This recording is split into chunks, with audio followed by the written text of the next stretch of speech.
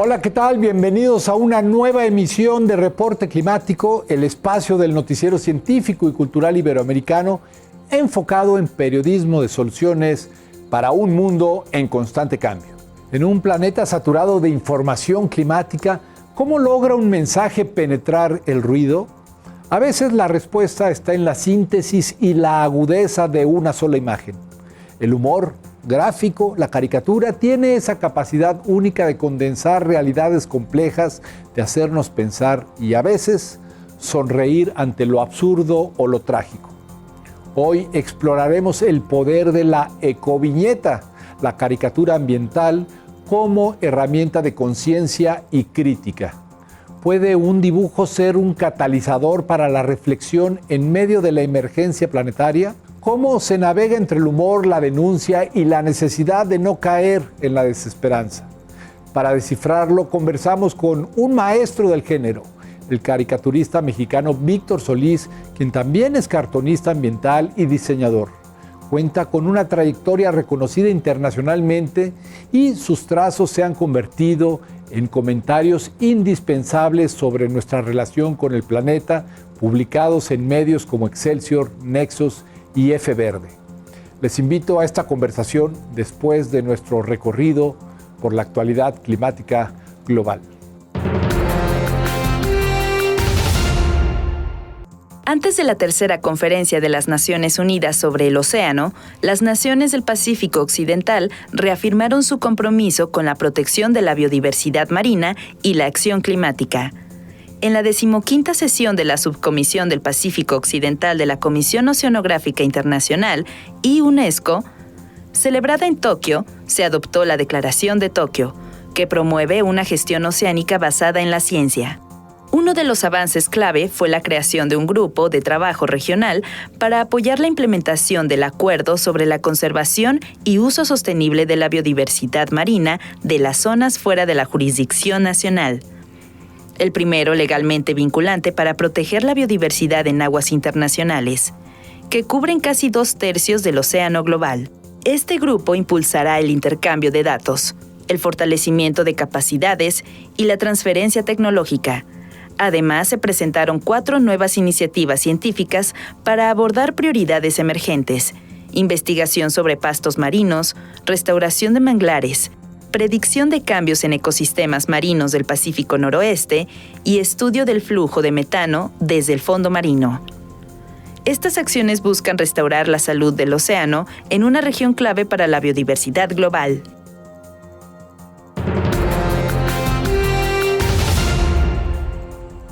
En una región clave para la diversidad de murciélagos en África, los biólogos nigerianos Bennett Ovid e Iroro Tanshi lideran su estudio y conservación. Nigeria alberga más de 1/3 de las especies de murciélagos del África subsahariana, pero se conoce poco sobre ellas. Ovid y Tanshi fundaron en 2016 la Organización para la Conservación de Pequeños Mamíferos, dedicada a revertir la aversión hacia estos animales y proteger sus hábitats. Realizan expediciones en lugares como la montaña Afi, donde han registrado 36 especies, 10 de ellas nunca antes documentadas en el país, elevando el total nacional a 100.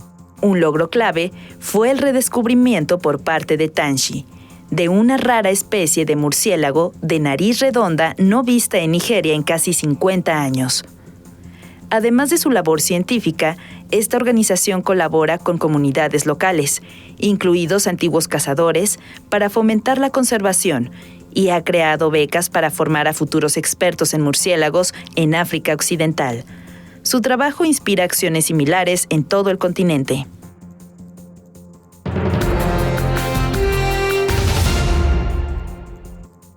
París está transformándose en una auténtica ciudad jardín para mejorar el bienestar ciudadano y adaptarse al cambio climático. Desde 2020 se han plantado más de 100,000 árboles, reemplazando asfalto y estacionamientos por espacios verdes accesibles para todos. La ciudad ha eliminado 6,000 plazas de aparcamiento y más de 1.3 hectáreas de asfalto, creando calles con jardineras y áreas verdes. Cerca de 100 calles ya han sido transformadas en corredores naturales con plantas, árboles y senderos para bicicletas. Esta apuesta por la naturaleza urbana busca reducir el efecto de isla de calor mediante el sombreado y la evapotranspiración. También se están usando materiales permeables y se han instalado fuentes y zonas de sombra en espacios públicos.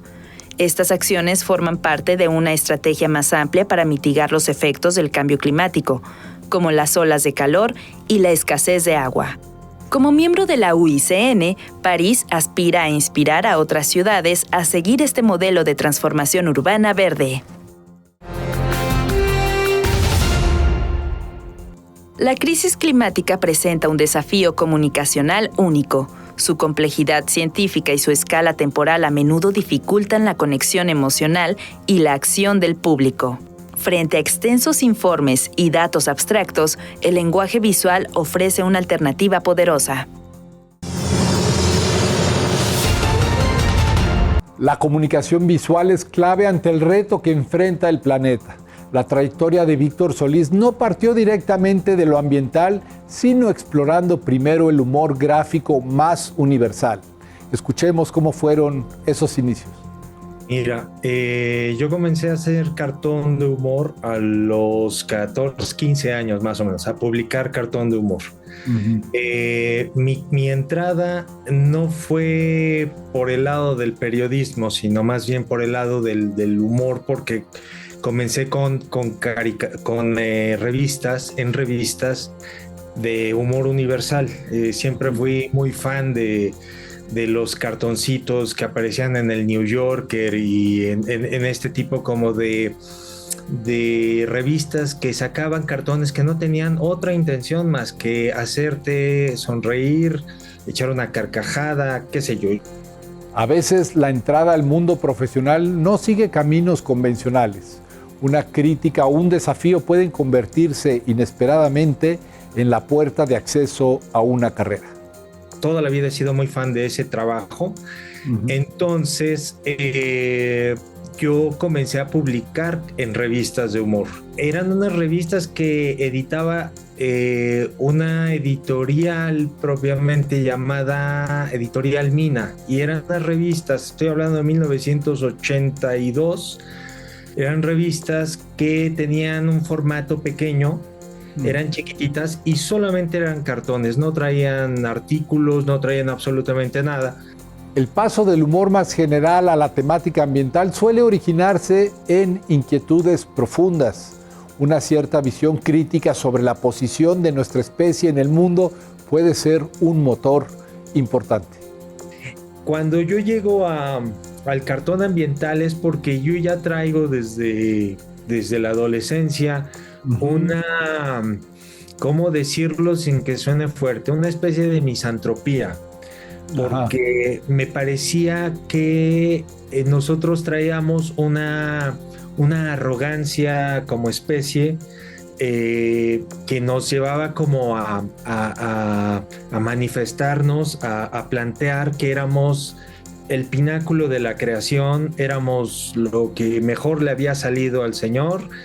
Y que bueno, pues ¿quién lo decía? A nosotros. ¿Y a quién se lo decía? A nosotros, ¿no? Entonces, esa arrogancia y autoaplauso siempre me provocó como una comezón, un malestar de que eran muy buenos para autoalabarnos y no tanto así para ver nuestros defectos. Esa mirada inicial se enfoca en la autocrítica como sociedad, cuestionando comportamientos normalizados que impactan negativamente nuestro entorno.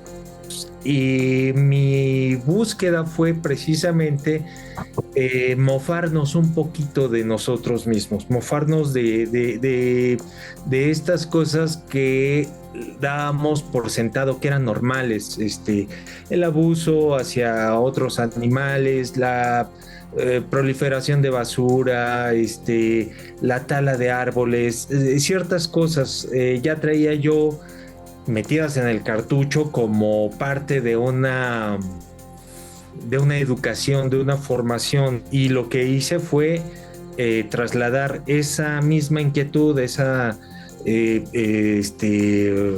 ganas de expresar algo al respecto del medio ambiente hacia ese que era pues mi primer trabajo profesional. Introducir temas ambientales en medios tradicionales no siempre fue sencillo.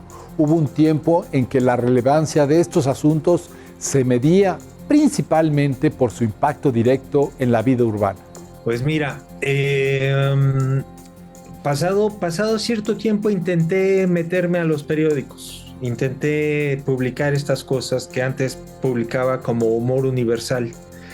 Y la respuesta que yo tenía de los editores era que el medio ambiente no era noticia, que para que fuera noticia pues había que ligarlo a algo que nos afectara a nosotros propiamente, a la sociedad, a las ciudades, a la gente.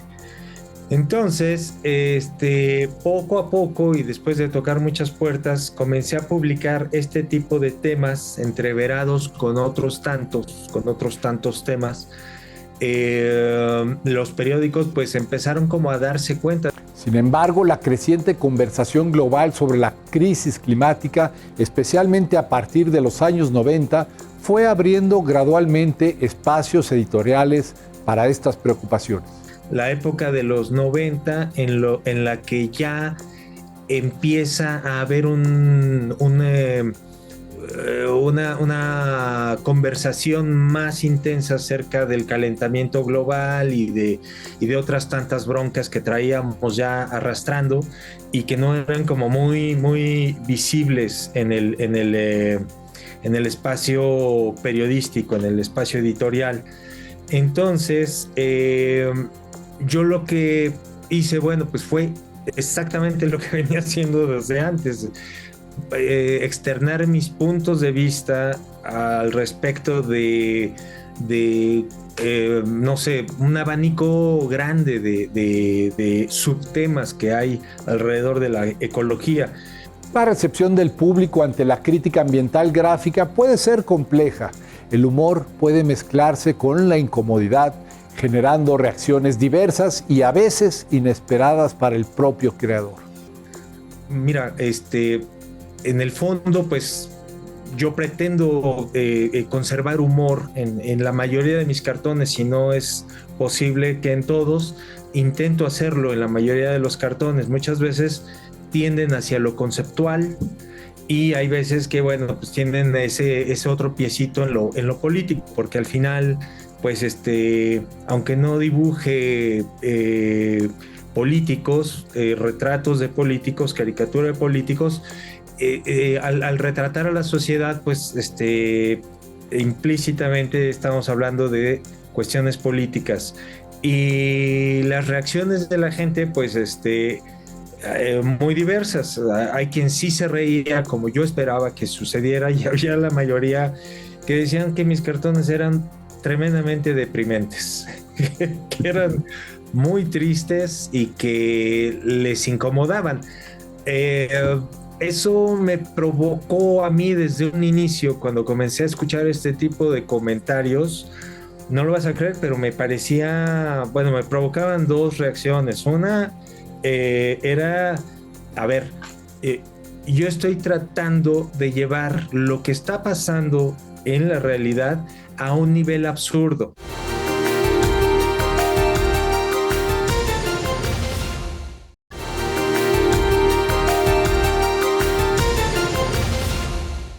El poder de la caricatura ambiental reside en su capacidad de síntesis.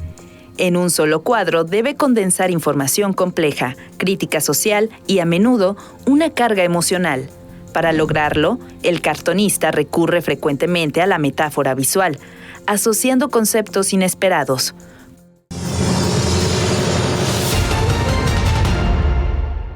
¿Cómo funciona la mente de un caricaturista? Parece haber un mecanismo interno que procesa la realidad a través de un lente irónico, crítico, transformando la observación en humor gráfico. Fíjate que los dibujos fueron surgiendo porque parece que uno, y me refiero a nosotros, a los caricaturistas, o a la gente que nos dedicamos a hacer humor, hay una manera de ver la vida pareciera como que traemos un filtro. Ujú. Así lo llego yo a sentir, que de repente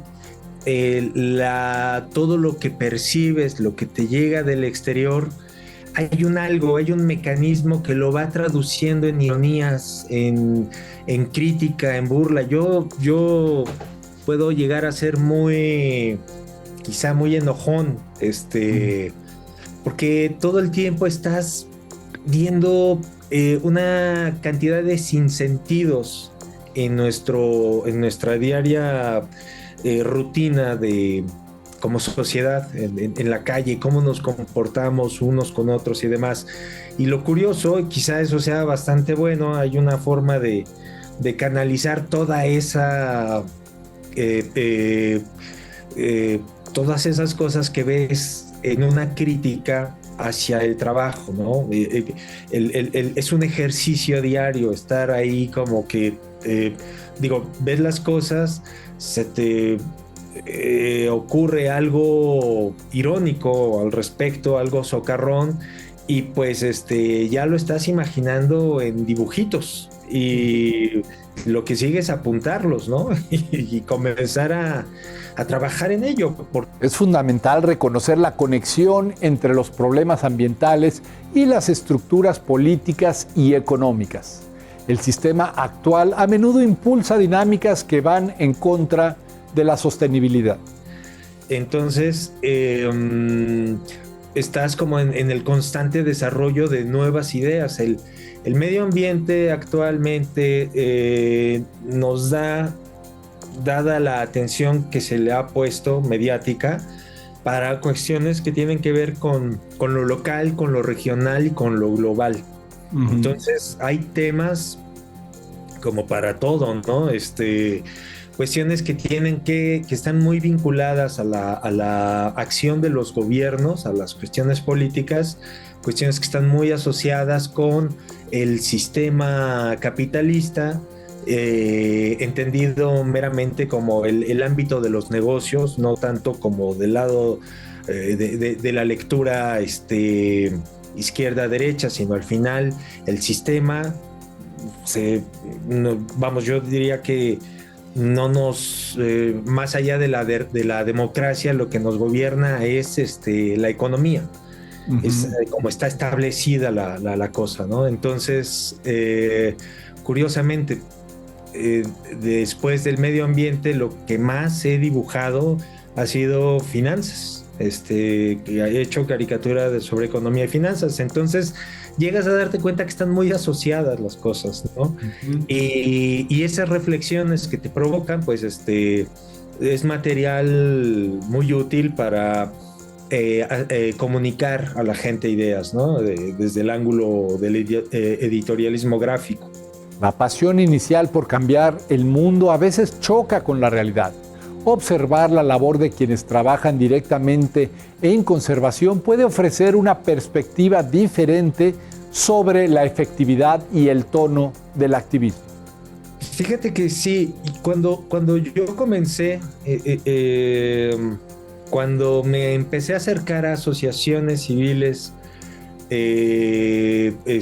asociaciones de conservacionistas y demás, yo era, creo, muy rabioso, muy traía como la enjundia de la juventud de que vamos a arreglar este mundo, ¿no? Tenemos que hacer algo por él. Y me llamaba mucho la atención cómo gente que en realidad sí hacía activamente, yo hacía dibujitos, pero había biólogos, había activistas que en verdad estaban atacando en campo cuestiones que tienen que ver con la conservación, la preservación de tierras, todo este asunto, y me resultaban admirables porque sin tanto aspaviento, sin tanta furia o enojo, llegaban a tener logros al respecto de la conservación, del mejor aprovechamiento de los recursos y demás. El humor es una herramienta poderosa, pero no todos los temas se prestan a él de la misma manera. Hay realidades ambientales tan crudas que desafían la posibilidad de una lectura humorística. Todo este tipo de tareas que no están plenamente conocidas o identificadas por la población en general, salvo por las poblaciones locales que sufren esos asuntos o actividades industriales o extractivistas, ¿no? Entonces, sí, efectivamente, hay temas que pueden ser pueden ser tratados como de una manera humorística, agridulce. Por darte un ejemplo, en una ocasión leí que las latas de atún de algunas marcas estaban conteniendo soya. Entonces, eso inevitablemente te lleva a una humorada. Me imaginaba la junta de consejo en esa empresa y el presidente de la misma diciéndoles: pues ahora eso que se denunció en un periódico, bueno, lo que vamos a hacer es reetiquetar y poner que nuestro atún es vegano, y le subimos el precio y se acabó el problema, ¿no? es una burrada, es un absurdo. Se puede llevar el humor, no tanto así, no es tan fácil llevar al humor otro tipo de acciones como la pesca indiscriminada de Totoaba, por ejemplo. La mirada aguda y el trazo certero de Víctor Solís nos demuestran el poder de la caricatura para diseccionar nuestra compleja relación con el medio ambiente.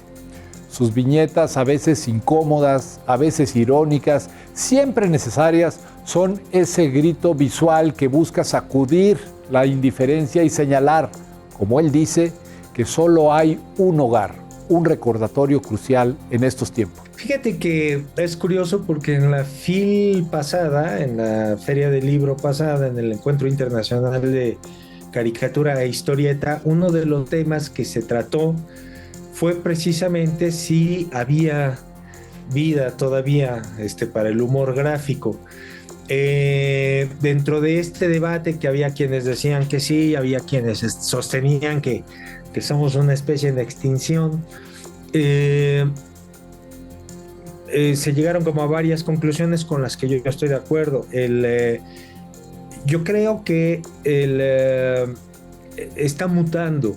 Los soportes tradicionales se están alejando, se están yendo. El periódico,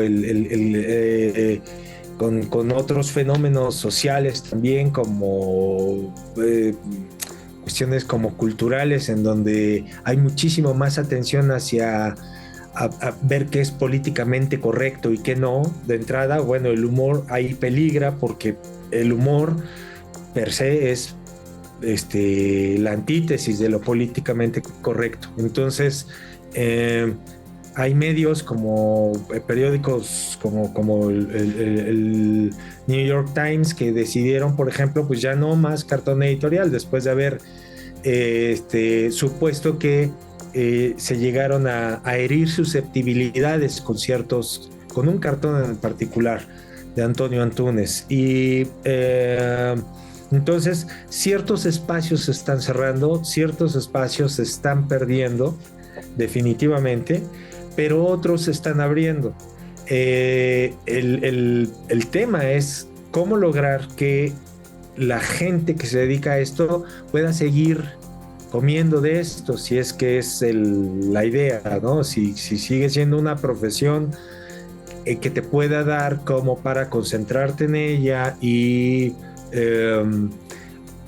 poder subsistir, y quizá tú y quienes decidas que sean tus dependientes económicos, quizá haya posibilidad de hacerlo, pero definitivamente vas a tener que migrar tanto de las plataformas tradicionales como de lo que se está haciendo. Me despido, soy Iván Carrillo y les agradezco su compañía en Reporte Climático. Les espero en nuestra próxima entrega con más periodismo y soluciones para un mundo en constante cambio.